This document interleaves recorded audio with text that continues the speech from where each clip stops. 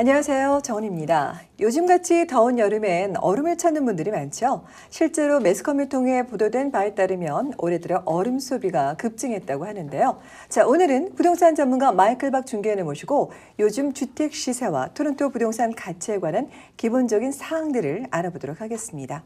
안녕하세요. 안녕하세요. 네. 오늘 다루실 주제에 대해서 다시 한번 말씀해 주시겠습니까? 예. 지난번에는 네. 급변한 그 부동산 시장에 대해서 조금 가격이 떨어졌잖아요. 네. 그게 좀 부정적인 그 톤이 많았는데요. 이번에는 좀 긍정적으로 이 그래요? GTA 시장이 그래도 앞으로 좋은 점들이 이런 게 있고 꼭 아셔야 될 도움이 되실 만한 거, 그리고 또 거래에 관련돼서 전에도 이제 나눠서 많이 말씀을 드렸지만 좀 몇 가지 정리해야 하는 그런 시간을 갖도록 하겠습니다. 네, 알겠습니다. 말씀해 주셨던 것처럼 사실 지난 시간에 약간 좀 부정적인 측면을 저희가 얘기를 했잖아요. 그러면 주택 시세의 약간 긍정적인 측면이라면 어떤 게 될까요? 예. 일단 부동산 네. 시세 결정하는 가장 큰 요인이 모든 경제가 그렇듯이 이제 수요 공급이잖아요. 그렇죠. 그게 뭐 이코노믹 네. 101인데 그것보다도 제일 많은 분들이 그 부동산 가격 등락을 생각하는데 이제 모기지 이자율이잖아요. 네. 모기자율이 높을 때는 여기 대부분의 분들이 현금으로 집을 사는 사람은 거의 없고 우리 한인들 같은 경우에는 최소한 뭐 25%, 뭐 50%, 뭐 전액 다 이런 분들이 많은데 여기 기타 이제 우리 비한인 여기 캐나다인들 많이 보면은 우리 한인들도 캐나다인이지만 아무튼 네. 여기 오래 사신 분들 보면은 네. 20% 미만의 그러니까 소위 고비율 모기지 그러니까 아주 굉장히 빚을 많이 지금 모기지 액수를 많이 그런 분들이 참 많습니다. 네.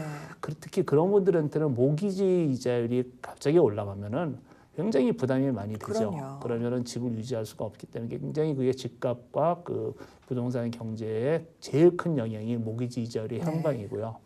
그리고 이제 그와 더불어서 전체적인 경제의 흐름인데 특히 고용률, 실직률이죠. 경제가 좋아지고 있으면 사람들이 집을 모기지 갚을 수 있는 능력이 많다고 보기 때문에 네. 집값 상승에도 도움이 되고 좋아지는데 그렇지 않을 경우는 소위 이제 리세션이 오면은 부동산 경기가 같이 하락할 수밖에 없습니다. 또 이제 물가 지수 등등 많이 있는데 한 가지 지난번에도 몇 번 말씀드렸는데 그동안 몇 년 동안 부동산 업계에서 줄기차게 얘기했던 것이 인구와 그런 어떤 그 전체적인 부동산 물량이 그러니까 공급이 부족하다 수요에 비해서 절대로 부족하기 때문에 우리가 흔히 보면은 많은 분들이 콘도 시장을 잘 이해 못하시는 분들은 그래요. 이렇게 보면은 지나가다 보면은 토론토시에 저 많은 크레인과 저 많은 공사가 진행되고 있는데 왜 내가 정작 살려고 하는 마음에 드는 콘도는 사기가 어려울 뿐 아니라 왜 분양 시장도 왜 이렇게 경쟁적으로 많이 사람들이 살려고 하느냐라고 말씀을 합니다. 네. 토론토가 미주에서 네 번째로 큰 도시가 됐죠. 네. 그리고 콘도로 따지면은 예를 들어서 콘도 시장은 미주의 다른 어떤 도시와의 2등과도 차이가 없을 정도로 콘도 타운이라고 할 정도로 콘도가 많습니다. 네, 집중되어 있죠. 맞습니다. 여러 가지가 이유가 있죠. 물론 이제 그 그린벨트도 있고 그 평창보다는 수직 평창을 그 원하는 시 정책에 해서 자꾸만 이렇게 시내로 몰려드는 거 네, 있는데 맞습니다. 수요 공급 면에서 말씀드리려고 하는 거는 내가 필요해서 주거용 주택의 공급이 딸린 거라고는 생각지 않습니다. 단지 주거용의 주택에서 이미 집이 투자 수단에 굉장히 투자 수단에 좋은 그 대상이 됐기 때문에 주택, 집, 콘도, 타운홈 모든 부동산이 투자 내지는 투기 수단으로 바뀌면서 그 대상의 그 수요 공급이 부족하게 된 겁니다. 그 많은 콘도를 지어도 많은 분들이 콘도를 몇 채씩 가지고 있는 분들이 생겨버리면은 부족하게 되는 거죠. 더 많이 살려고 하는데 그게 물량이 따르지 않는다는 거죠. 네. 그러면은 한번 생각해 보실 필요가 있지 않나.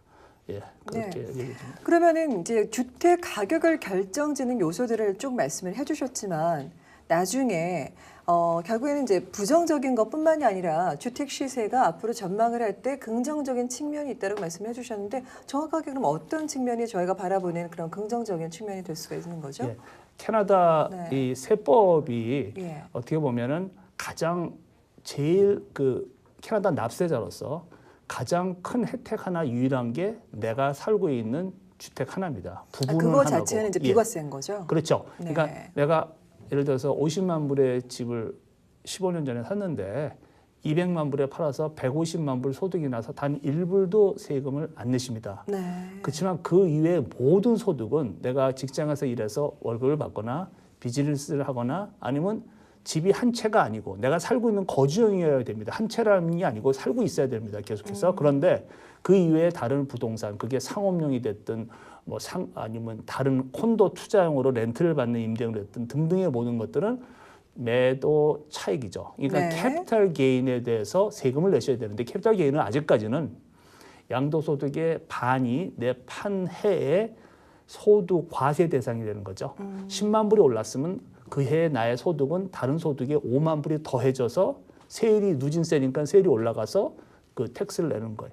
그렇지만 집 한 채만 원이기 때문에 가능한 내가 집이 필요하신 특별한 경우가 아니면은 더더군다나 장기적으로 내가 집을 소유할 장기라는 게 5년, 7년 이상을 네. 얘기하는데 그 정도 내가 집이 필요하고 살아야 될 집이 필요하면은 집은 사시는 게 맞습니다. 그래서 네. 지난 시간에 뭐 지금 집값이 등락이 있고 이런 시기에 과연 좀 더 기다려야 되느냐 아니면 그냥 지금이라도 사는 것이 좋으냐 이런 거를 따지기 전에 내가 장기적으로 집을 소유할 필요가 있고 감당할 능력이 되신 분이면은 이 캐피탈 게인 익셈션이죠. on 네네. principal home. 이렇게 그러니까 거기를 충분히 이해하셔서 집을 사시는 것이 다른 어떤 투자보다도 좋다는 그건 분명한 것이고요. 그게 제일 큰 실제 거죠. 거주용으로 그렇습니다. 구매를 하는 경우를 네. 말씀하시는 거죠? 예, 그리고 네. 이제 뭐 아시다시피 캐나다 특히 이 GTA죠. 토론토뿐 아니라 모든 이 GTA에 지속적으로 인구가 들어오고 있고요. 네, 그게 유입이 되고 이민도 있죠. 되고 타주에서도 들어오죠.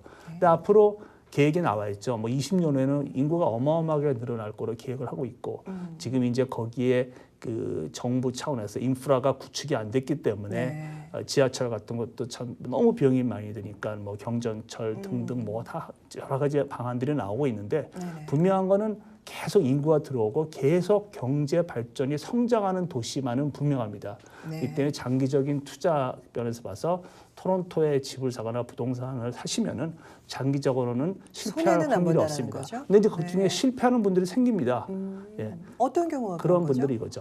뭐 예를 들어 뭐 투자 자체가 뭐 잘못되는 경우를 말씀하시는 그렇죠. 건가요? 구매가? 첫째는 부동산을 아셔야 될 게 소위 이제 사이클을 타는 등락을 거듭하는 여러 산업 중에 대표적인 겁니다. 소위 이제 네. 시크리컬 비즈니스인데 업하는 시간이 있으면 다운하는 시간도 있다는 얘기입니다. 지금까지는 우리가 지난 20년 정도의 이민 오신 분들은 거의 한 번도 다운마켓을 경험하신 분이 없습니다.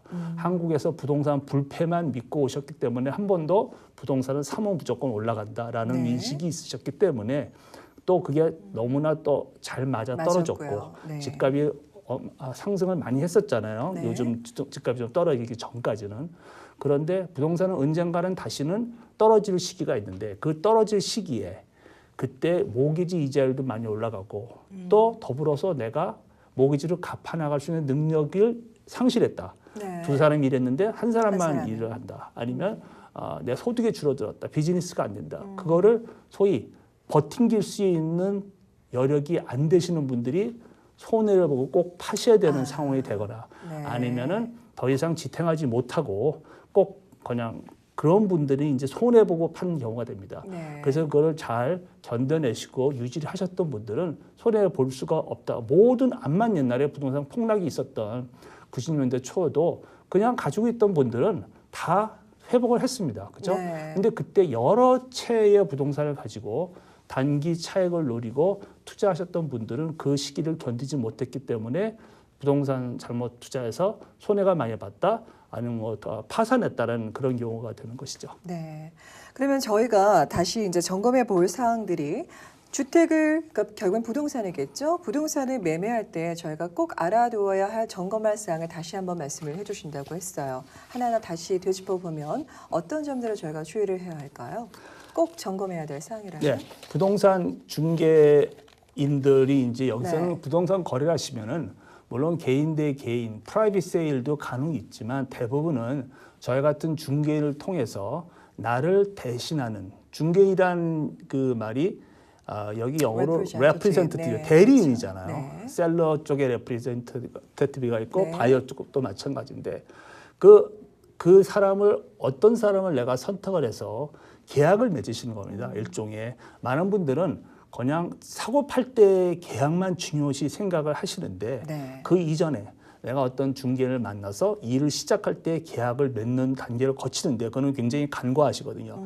그러면 그 계약 관계가 전에도 몇 번 말씀드렸지만 부동산이 나를 위해서 일하는 중개인이냐 아니면 그렇지 않고 저쪽에 상대방이 일하는 중개인을 분명히 입장을 분명히 알고 가셔야 됩니다. 그래서 네. 소위 이제 클라이언트 릴레이션이냐 커스터머냐에 커스터머냐. 되죠. 그래서 네, 제가 중개인이 다뤘었죠. 그렇죠. 꼭 밝혀야 될 선이 있고 밝히지 않아도 중개법에 걸리지 않는 선이 있습니다. 네. 예, 뿐만 아니라 그래서 중개인이 또 레프레젠터티브 그 중개인의 중요성이 뭐냐면은 한 번도 거래 당사자끼리는 전화 한 통을 하는 적도 없고 얼굴을 보는 적도 거의 없이 대리인들끼리 하는 거죠. 네. 그러면 대리인인 저와 같은 경우도 상대방 대리인하고 상대할 때 그 상대방의 어떤 그 실력이나 경험이나 거래 능력에 따라서 결과는 판이하게 달라질 수밖에 없습니다. 네. 그래서 대리인끼리도 소위 우리끼리 이제 만약에 선수끼리 만나죠. 오래 경험이 되면은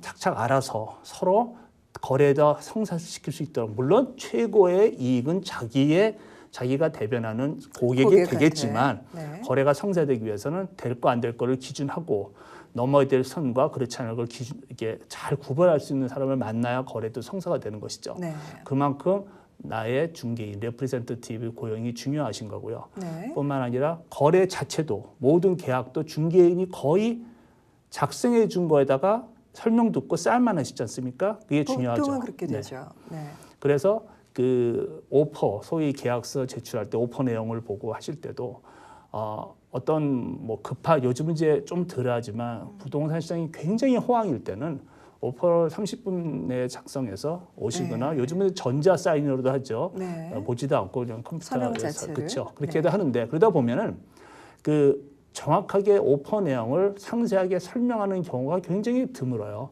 그쵸. 많은 분들은 얼마에 내가 오퍼 놓느냐, 클로징, 언제 클로징 하느냐, 내가 이거 샀다가 마음 변하면 빠져나갈 소위 구멍은 있느냐, 네. 뭐 이런 것만 네, 보잖아요. 컨디션만 예. 보고. 그게 네. 다가 아니죠. 거기에 문구의 단어 하나에 따라서 결과는 판약이 달라지고 많은 분들이 지난번에 그 부동산이 이렇게 막 업앤다운이 심했을 네. 최근의 경우에 나는 이거 모르고 사인했다. 당신이 설명을 잘 안 해줬다. 네. 내 집값에 대한 시세 파악을 정확하게 안 해준 걸 책임을 져라. 라고 부동산 중개를 상대로 시비를 걸거나 손해배상 청구를 하시는 분들이 많이 있었습니다. 예. 실제로요. 그렇죠. 네. 그러니까 자기 생각에는 자기 집값이 얼마 같았는데 중개인이 가져온 제시한 거는 이랬기 때문에 그걸 믿고 전문가니까 나는 그거대로 계약을 했는데. 했다, 샀다. 네. 봤는데 클로징 할 때쯤 돼서 은행에서 평가한 거 보니까 형편없이 작게 못 나왔기 미치는 때문에 거죠. 나는 이거는 잘못된 것 같다. 라고 하는 문제가 있기 때문에 어느 정도는 중개인의 물론 중개인 선정이 제일 중요한 게 첫 번째고 예. 그다음에 시세 파악에 대해서 그 객관적인 데이터인지를 확인하실 필요가 분명히 있고요. 더더군다나 암만 영어로 됐고 우리는 영어가 모국어가 아니기 때문에 그렇지도 않지만 설명을 잘 안 들었고 파악을 하려는 노력도 안 했기 때문에 여기 사인하세요. 사인 이니셜 하시고 한 거에 대해서 나는 모르고 시키는 대로 했다는 거는 나중에 법정에 가셔가지고 아무 의미가 없겠죠. 없습니다. 네. 중개인이 그러겠죠. 얼마나 설명을 잘했느냐. 그래서 최소한 좀 급하더라도 설명을 좀 중요한 거는 짚고 넘어가시는 거 알고 본인이 사인한 건 본인이 책임지시는 겁니다. 예, 네. 그래서 나중에 뭐 바꾼다든지 계약서에 단 한 글자도 바꿀 수가 없습니다. 네. 서로 간에 쌍방 계약자들끼리의 합의가 합의가 안 없으면. 되면 그렇죠. 예. 그러면은 그 계약서 안에 지금 넣어야 하는 그 조항 중에서 물론 저희가 매번 여러 번 다루기는 했었는데요. 그래도 그 많은 서류 중에 요거는 꼭 한번 짚고 넘어가야 된다라는 그런 점검해야 할 사항이라면 어떤 게 있을까요? 물론 뭐 말씀하신 것처럼 글자 하나도 다 바꿀 수는 없는데 그래도 이거는 그래도 꼭 염두에 두시고 점검하세요라고 하는 그런 것들이 뭐가 있을까요? 점검할 사항들이. 계약 자체가 사는 사람이나 파는 사람이 내가 앞으로 어떤 것에 이행한다에 대한 건 약속을 하시는 겁니다. 네. 가격을 제시하는 분은 내가 2달 후에 클로징할 때 이 가격을 주고 살 겁니다. 약속을 하시는 거죠. 파는 사람도 그 가격에 팔 겁니다. 그러니까 계약의 어떤 문구가 의미하는 게 내가 무슨 약속을 하는 것이냐. 내가 이거 취소할 수 있는 그 권한이 있느냐. 어떤 경우에 취소가 가능하며 기한은 언제까지 할 수 있는 것이냐. 오퍼를 넣을 때마다 오퍼의 유효기간이 있죠. 오늘 오퍼면 내일까지 네. 뭐 내일 밤 11시까지면 그 지나면 그 오퍼는 휴지가 되는 건데 많은 분들은 그거를 잘 모르시고 또 중개인들은 그러니까 고객이 모르니까 그냥 질질 끌고 가면서도 중간에 이미 계약 자체가 무효가 된 것을 끌고 가서 다 작성을 해서 끝내는 경우도 많습니다. 그럴 때 사는 사람과 파는 사람이 다 만족스럽게 계약 결과에만 했고 좋은 가격에 팔았고 나는 참 잘 산 것 같다면 아무 문제가 없습니다. 근데 이제 문제가 생기는 때는 부동산 시장이 갑자기 폭락을 한다든지 그런 경우가 없어야 되겠지만 그럴 경우에는 계약서의 절차, 내용뿐만 아니라 그 계약서가 서로 주고받았을 절차의 시간적인 의미가 제때 지켜야 되는지 중개인이 해야 될 소위 그 최소한의 듀 딜리전스라는데 그걸 했는지라는 거를 한번 아셔야 될 필요가 있고 그런데 너무 나는 그 모르고도 다 쌓아냈기 때문에 내가 뭐 책임을 회피할 수 없다 이게 어려운 얘기거든요. 네. 그래서 만약에 중개인 상대로 어떤 시비를 붙여서 뭐 징계위원회에 회부한다든지 소송을 가면 그 결과는 얼마나 시간이 걸린 다음에 얼마나 많은 또 비용도 들잖아요. 법적 법률 네. 변호사 비용이 들지 결과가 꼭 이긴다는 그것도 보장도 모르죠. 없고요. 지난번에 왜 집값이 막 좀 이렇게 변동했을 네. 때 예를 들어서 내가 150만 불짜리 집을 샀습니다. 내 집은 충분히 100만 불에 팔 자신이 있어서 그거에 맞춰서 모든 버짓을 예산을 짰는데 150만 딱 샀는데 내 집을 100만 원에 나눴는데 집이 안 팔립니다. 네. 80에도 팔기가 어려워졌습니다. 한두 달 사이에. 네. 그럴 경우에 150만짜리 집을 내가 7만 불을 계약금 주고 샀는데 그 계약금의 의미가 뭔지 내가 그거를 이행 안 할 경우에 누가 책임이 네. 있고 소송을 할 경우에 어떻게 되고 그 나중에 집 한 사람이 차액에 대해서 소송을 하면은 나중에 결론은 어떻게 될지 정도는 최소한 한 번은 최악의 시나리오를 가정해서 한 번쯤은 짚어보고 정 모르시면 중개인한테 이게 만약에 시장이 급변해서 이렇게 되면 어떻게 되는 겁니까? 네. 이런 거 정도는 한 번쯤은 잘 모르시면 확인하시고 해야 되겠습니다. 또 중개인은 그렇게 많은 공부를 해서 라이센스를 따는 게 아닙니다. 옛날보다는 과정이 많아졌지만요. 아주 네. 옛날에는요. 자기 이름 석자만 써도 라이센스를 딴 때가 있었대요. 그래요? 제가 들었던 얘기는. 네. 요즘은 점점 규정도 어려지고 그 네. 라이센스 되게 따기가 힘드시겠다고 어려워졌는데 들었어요. 네. 그래도 단기 코스죠. 단기 네. 코스로 누구나 의욕만 있고 열심히 하면은 또 쉽게 딸 수도 있는 게 부동산 코스긴 한데 네. 그래서 굉장히 많이 늘어나셨잖아요. 네. 그러다 보니까 그 부동산 중개인이 모든 걸 다 알 수는 없습니다. 거래조차도 오랜 경험과 그렇지 않은 분들에 따라서 또 다르게 나올 수 있잖아요. 네. 그런데도 거기다 해서 법률적인 해석이나 회계적인 세무적인 해석이나 어떤 그 무슨 다른 분야의 뭐 집의 건축에 대한 거를 그분이 어느 정도 일반인보다는 많이 아는 게 대부분이지만 모를 때는 전문가한테 그렇죠. 직접 가서. 예. 네. 그리고 전문가한테 직접 한번 확인해 보시라고 조언하는 게 부동산 중개인의 일입니다. 부동산 중개인은 모든 거래를 총괄하는 코디네이터지 이것저것 다 할 수 있는 게 아닙니다. 그래서 계약서에 부동산 중개인은 책임 없다고 다 써 있어요. 거기 네. 잘 모르시고 쌓아내시는데 모든 법률적인 환경적인 거 회계적인 거는 책임 없습니다. 그러니까 본인의 책임인 거죠. 본인이 결정하시는 걸 다 알고 하셨어야 됩니다라고 네. 사인도 하신 겁니다. 네. 그렇기 때문에 그걸 시비를 붙이기도 어렵기 때문에 그러니까 그걸 모르시는 분들도 많을 것 같아요. 예, 그 일일이 다 지금까지도. 읽어보고 사인하시는 분들은 별로 없죠. 네. 그렇기 때문에 그 정도는 알고 중개인이 잘 모르는 거면 확실히 아니면 알아봐 달라. 아니면 직접 알아보시든지 이렇게 하시는 게 좋겠죠. 뭔가 확신에 차지 않거나 미심쩍은 부분이 있으면 그걸 꼭 한 번씩 확인을 되묻더라도 해봐야 되겠네요. 네. 네. 요즘에 사실 이렇게 광고를 봐도 그렇고요. 제 주변에도 그런 분들이 많은데요. 이렇게 좀 집을 이사 가지 않고 집을 담보를 잡는다고 얘기를 하나요? 그래서 좀 대출을 받아서 쓰시는 분들 아마 이게 뭐 영모기지 이런 얘기를 많이 하시는 것 같은데 도대체 그 영모기지라는 게 뭔가요? 예, 요즘 TV나 이런 데 보면 네. 광고가 많이 나오죠. 맞아요. 그래서 많은 분들이 참 어떻게 보면 굉장히 이상적인 상품이에요. 네. 이사 가는 내가 오래 살던 집을 어떻게 보면 완전히 뭐 굳이 안 돌아가실 가도. 때까지 킵하고 집값이 올랐기 때문에 돈을 꺼낼 수 있는. 네. 근데 한 가지 함정은 뭐냐면은 그게 이제 그 전체 집값의 총 50%가 60%밖에 안 꿔주는데 그 상품을 그런 상품을 쓸 수 있는 옵션이 있고 하나는 소위 이제 그 한국말로 하면 마이너스 통장, 라인 오브 크레딧을 쓸 수 있는 방법이 있어요. 라인 오브 크레딧 받기가 옛날보다 규정이 좀 어려워졌긴 했지만 네. 이렇게 딱 비교를 해보면 영모기지보다는 라인 오브 크레딧이 이자율도 낮고 비용도 수수료 비용도 적고 그리고 애니타임 갚을 수 있는 그런 그 어떤 그 유동성도 있고 네. 훨씬 좋다고 얘기를 합니다. 영모기지는 아이디어는 참 좋은데 실제 비용은 더 많이 들기 때문에 그런 걸 고려하시는 분이라면 자세하게 내부 사항을 알아보시는 게 좋다고 보겠습니다. 네, 잘 알겠습니다. 그러니까 자기가 필요한 용도에 따라서 목적에 따라서 조금 차이가 있는 거네요. 네, 영모기지보다는 대체적으로 이제 전문가들 얘기가 그래도 선택할 수 있으면 라인 오브 크레딧이 그래도 유리하다. 그래서 영모기지로 굳이 생각하시면은 상세한 어떤 그 페널티나 그 제한, 얼마 몇 년 동안 묶이는 거 이거를 잘 알아보시고 하시도록 권하고 싶습니다. 네. 사실 이 부동산 관련된 정보라는 거는 뭐 무한대잖아요. 뭐 들어도 그때 사실 좀 새롭게 들리기도 하거든요. 또 변하기도 하고요. 네, 맞습니다. 맨날, 네, 오늘 유익한 정보 감사합니다. 네, 수고하셨습니다. 네, 감사합니다. 누구나 자신을 돌아보면 부족한 게 많다는 걸 깨닫게 되는데요. 이처럼 세상엔 어느 것 하나 온전한 것이 없습니다. 그러나 그렇기 때문에 더 열심히 살게 되는데요. 비록 많이 부족하더라도 가끔은 내가 나를 어루만지면서 스스로를 격려하고 감사하는 하루하루를 보내시기 바라며 저는 다음 이 시간에 다시 뵙겠습니다. 시청해주신 여러분 고맙습니다. 수고하셨습니다. 네, 수고하셨습니다. 본 프로그램은 헤어 협찬 김은한 헤어살롱 제공입니다.